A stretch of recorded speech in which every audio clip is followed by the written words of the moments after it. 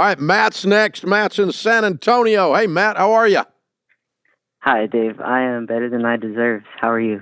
Better than I deserve, sir. How can I help?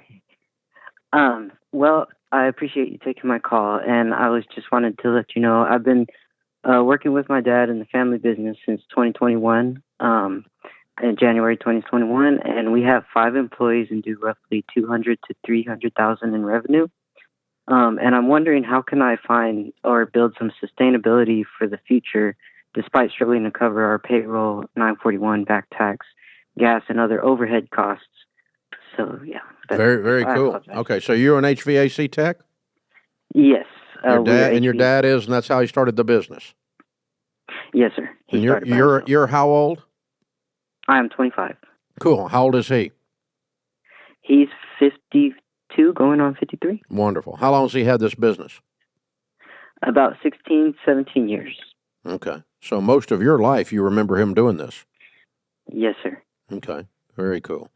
And you said you've got 5 people or 6 people, is that right? 6 total, 5 including me as employees. Okay. How many of those are techs? 4. Okay, so one office staff. Your dad still go in the field and work on units?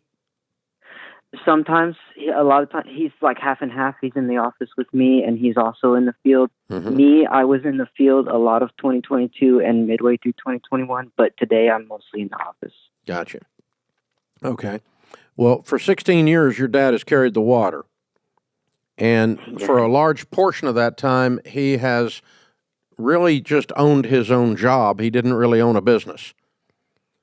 Mm-hmm. When you don't work one day and there's no income, that means you own your job. You don't own a business. That's the beginning stage. We call that the treadmill operator. And you guys are halfway between treadmill and Pathfinder, which is where you get to work on your business, not just in it. Because your dad's still making calls, so that tells me he's still got one foot in the boat and one in the dock, on the dock.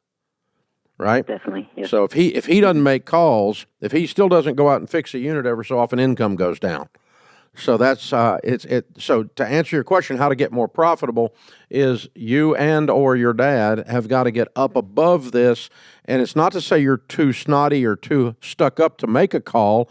You need to always be willing to go out there and fix something and find out what is happening with your techs and what kind of customer issues they're running into and all those kinds of things. There's nothing wrong with sampling it, but I want to get it where it's not based on just you two.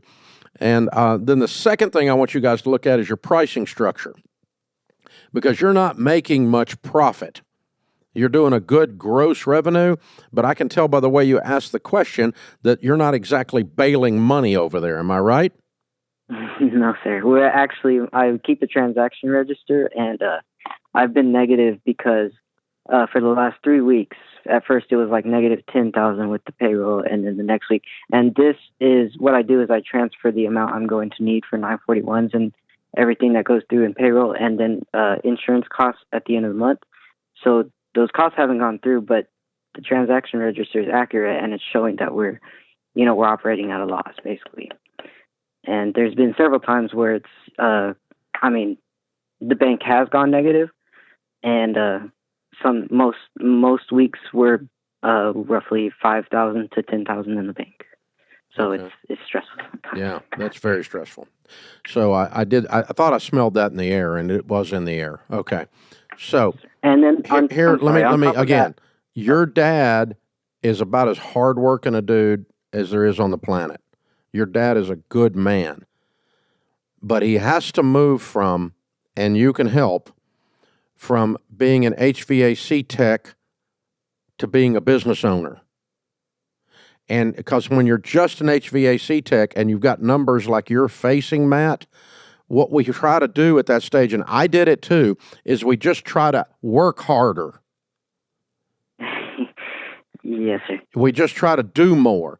And it's like, okay, we're losing 50 cents a watermelon, we need a bigger truck, is the old joke, right? Mm-hmm. And so that we'll make it up on volume. No, you won't, because your pricing structure is wrong. You're not making a profit because your pricing structure is wrong, because you're doing the calls. I think your guys are in the field working, aren't they? Yes. You're just not charging enough. a lot of times it comes back to we have to return to a call several times over, or like a couple times over, and then there's been some installs where the guys will finish, and a week later the customer calls back. They go back, try to fix it, and ultimately it ends up in him having to go back and figure out what's actually going on. Okay, then you got some techs that aren't doing their job. The customer, they went over there to fix the stinking thing, it ain't fixed.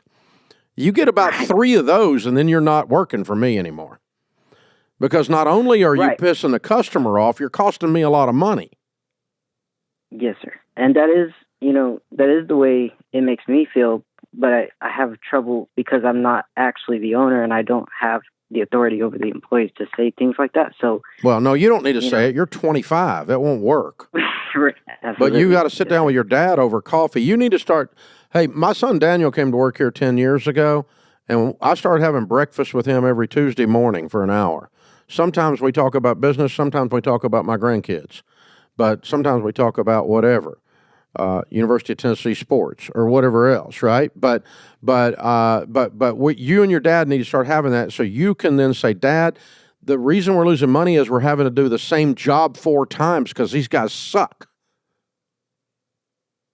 That's what you just told me. Did I miss something? No. And so, it's just a listen, you don't get to stay if you suck. That's a basic tenet of life. So we're going to start. I have brought this.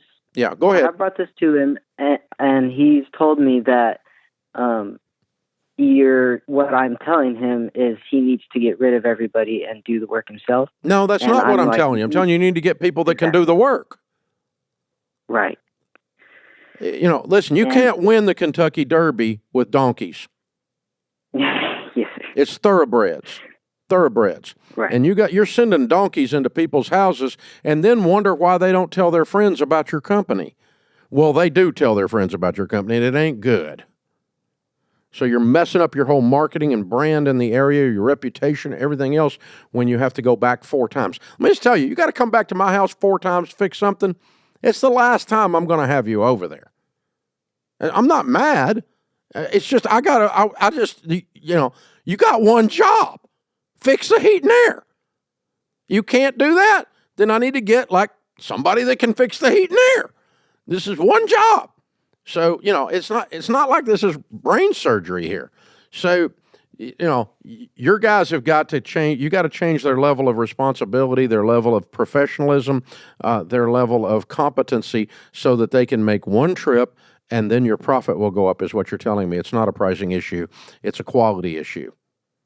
And you're hurting your marketing, you're hurting your reputation because let me just tell you, they go in this lady's house, it ain't the husband you got to worry about, it's the lady. Because she'll put it on freaking Facebook that you suck. And that's just, you don't need that.